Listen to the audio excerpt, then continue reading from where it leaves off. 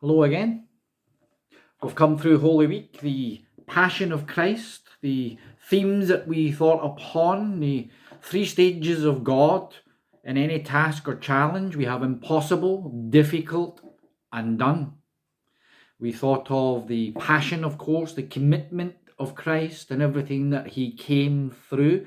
We have reflected upon the fact that it was a week that changed the world, a life that shaped the future.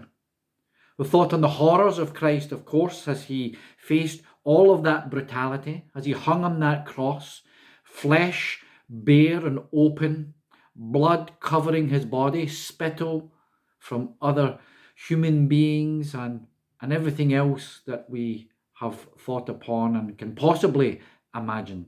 Today, a short reflection. Where is Christ on this day? In the tomb? Recovering, preparing for what lays ahead, the resurrection, all the work that he continues to do for us, with us, in us, through us. And how about those disciples? How do you think they felt on this day? They're in hiding. They're locked in, scared, confused. Everything they had believed in, everything they held up dear in their lives, it was gone. Would they ever know or see a good time, happiness, joy in their lives again? Sound familiar in these days of the coronavirus and lockdown? People dying all around us in this pandemic? You know, many today are waiting for this to be over. Many are planning a party like never before. Society today, it's like those disciples. They've lost everything. Everything that they held up, everything that was important in society. Personalities, celebrities, TV, film, sports stars, music, everything that was held dear, everything that we looked to has been stripped away. Let me read some verses for you from 1 Peter chapter 3, beginning at verse 15. But in your hearts, revere Christ as Lord. Always be prepared to give an answer to everyone who asks you to give reason for the hope that you have. But do this with gentleness and respect, keeping a clear conscience, so that those who speak maliciously against your good behaviour in Christ may be ashamed of their slander. For it is better, if it is God's will, to suffer for doing good than for doing evil. For Christ also suffered once for sins, the righteousness for the unrighteous, to bring you to God. He was put to death in the body, but made alive in the spirit. After being made alive, he went and made proclamation to imprisoned spirits, to those who were disobedient long ago, when God waited patiently in the days of Noah, while the ark was being built. You know, when Christ hung on that cross, he took all the slander, he took all the deceit, he took all the lies, he took all the selfishness and ego and pride and all that causes all manner of trouble and problem in human life and society in the world. And as he came from the cross, preparing to be resurrected and bring new life and salvation to God, to bring us to God, he left all of that there. It's no longer needed. We have a new way. Jesus says, I am the way, the truth, and the life. You do not need this anymore. You know, unlike the celebrities, fit, strong, funny, beautiful, they come and go. They rise and they fall. Oftentimes we hold so much upon some celebrity or other in some way, shape or form, and soon to be revealed what they actually were or are is not what was depicted, and we are let down. We are disappointed. God, Jesus, does not disappoint. He doesn't rest in doing good for us. He doesn't let us down.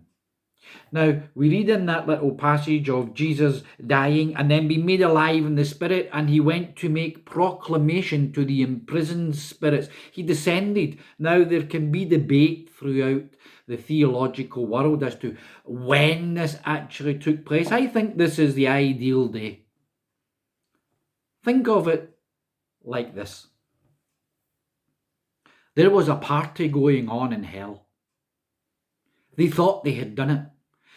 Satan thought that he had finally conquered, that he had finally victored over God and put an end to his plan. There was a party going on like never before, and then, like the ultimate gate crash, Christ appears and knocks on the door and proclaims the glory of God, the power of God, the victory of God over all of these wicked and selfish traits of humanity, all that is wrong and infects our society. He proclaims to the imprisoned spirits in hell and brings the party to an end. Many are waiting for a good time that's coming. There is one here now. If only you would see it, if only you would open your eyes and your ears, open your heart to embrace it. And even greater than that, as Jesus always has done, the Bible tells us he is the same yesterday, today, and forever. He does not change in his work. He does not change in his love. He does not change in his passion and his desire to bring us into peace, into rightness, to bring us to God. There is a good time going on now, because even like then, as the disciples were scared and locked down and wondering what they were going to do next, everything was lost and gone. Christ was working, he was preparing, and today and now for you, he is preparing not a good time, but a great time. There is a great time coming. You are invited, and I hope you will accept. Let me read this to close 1 Peter chapter 4. Therefore, since Christ suffered in his body, arm yourselves also with the same attitude, because whoever suffers in the body is done with sin. As a result, they do not live the rest of their lives for evil human desires, but rather the will of God. For you have spent enough time in the past doing what pagans choose to do, living in debauchery, lust, drunkenness, orgies, carousing, and detestable idolatry. They are surprised that you do not join them in their reckless, wild living, and they heap abuse on you, but they will have to give account to him who is ready to judge the living and the dead.